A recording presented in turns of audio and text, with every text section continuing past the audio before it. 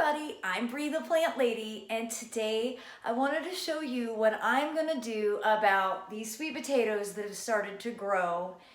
They've just been sitting on top of my refrigerator, right over there, and they're intended for the air fryer. I wanna make all of these into sweet potato fries. It's definitely my new obsession.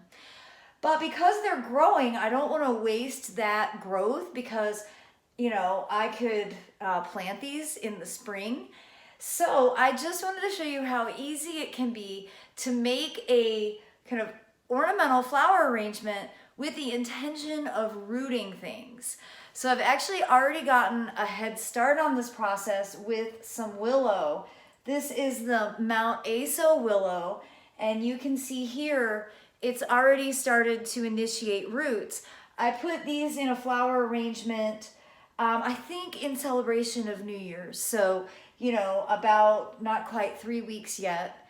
And they root really easily, as do the sweet potatoes.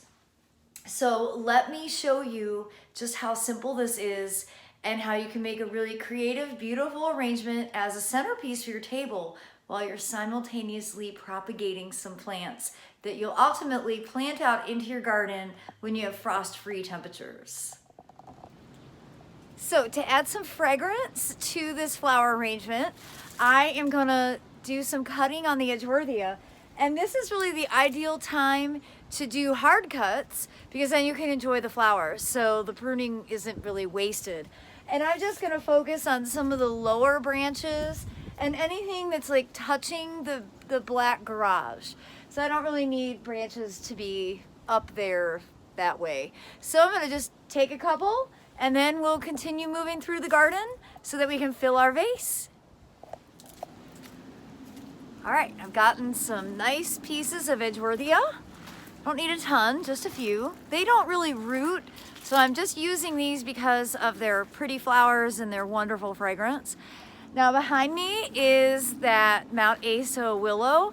And you see I have some crazy branches, so I'm gonna go ahead and take a couple more of those because they do root so easily, and I know that I have some friends who would love for me to pass along a plant. Okay, now we are looking for some vegetative filler. You could do that with a conifer, like that golden rider right there.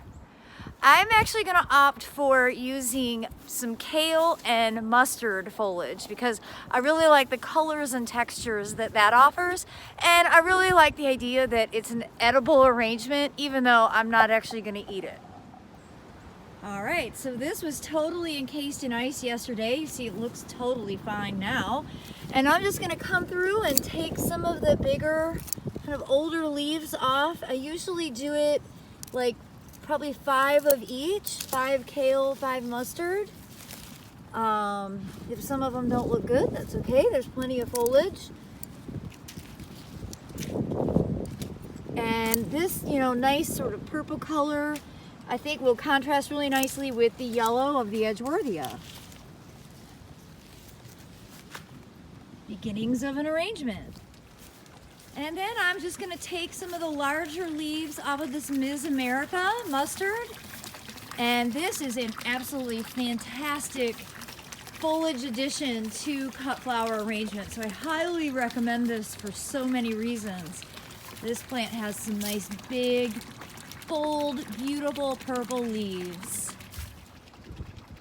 All right, it's cold outside. Let's head in and make this arrangement. I'll show you how easy it is to trim off those pieces of sweet potatoes so that they will start initiating roots right in the water mixed with all of these other pretty branches and leaves.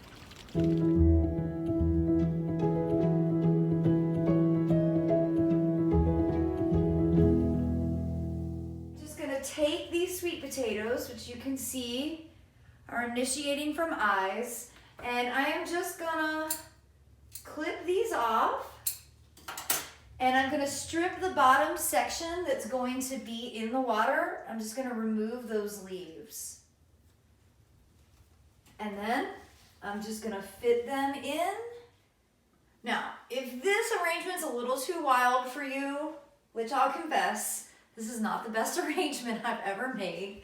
And I'm a little concerned that these sweet potatoes are getting lost in here. I think these are actually going to be better not in a mixed vase. So that brings me to the idea of using something smaller, a small vessel like this, or really ideally one that has a wider opening. That way you can put all of these vegetative pieces from the sweet potatoes in, and you'll know that they get good water. So I've gone through and took off all those pieces, and I'm just gonna put them right in here. Again, this is just cool tap water. I'm gonna place this vase in an area that gets, a good amount of light, and I'll keep my eyes on it to make sure that no insect infestations occur. I think with sweet potatoes, you're really on the lookout for aphids, but also mealybugs and whiteflies can occur.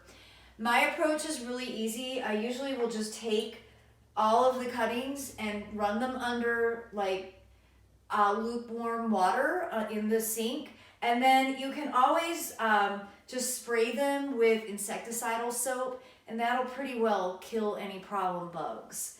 Now remember, sweet potatoes are temperate. They are not frost tolerant at all. You don't want to plant sweet potatoes early because the tubers need warm soil really in order to grow. That's why they're growing inside my house at 72 degrees. Sweet potatoes are something I don't usually plant in the ground until June.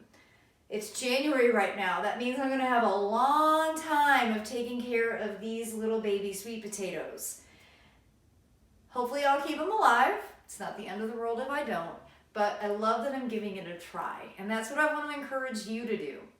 Sometimes getting through winter, you just need one little project. And I can tell you today, it is just not pleasant to be outside. There was no garden project that I wanted to get involved in. But I like to, do something with plants on a regular basis. So I think this little sweet potato rooting project is sort of ideal for these somewhat gloomy, extremely cold January days that we're all experiencing. Well, I hope you'll be inspired to try and propagate some plants for yourself. Not all plants are going to root this way, but sweet potatoes are one that I highly recommend. So if you have any that are starting to grow on your countertop, why don't you take the cuttings and put them in a vase and give it a try. Thanks so much for watching, everybody.